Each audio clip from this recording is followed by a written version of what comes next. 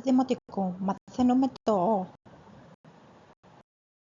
Στην πρώτη τάξη για αρκετό καιρό θα το λέμε «ο» της ομπρέλας και όχι «ο» μικρό. Πώς κάνουμε το «ο» της ομπρέλας? Από πάνω προς τα κάτω, το μεγάλο και το μικρό ακριβώς το ίδιο, από πάνω προς τα κάτω, αλλά το μισό από το μεγάλο. Για σκεφτείτε τώρα λέξεις που αρχίζουν από «ο», όνειρο, οχιά, ομπρέλα. Πάρτε τώρα ένα παραμυθάκι ή ένα βιβλίο ή ένα περιοδικό και με το κόκκινο σας χρώμα βρείτε τα «ο».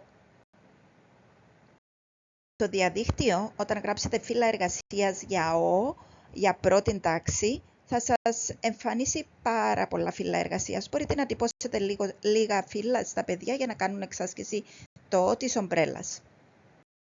Στο YouTube υπάρχει ένα παραμύθι που λέγεται «Ο Λύκος πάει σχολείο». Μπορείτε να το βάλετε, να το ακούσετε μαζί με τα παιδιά σας και να κάνετε ερωτήσεις κατανόησης.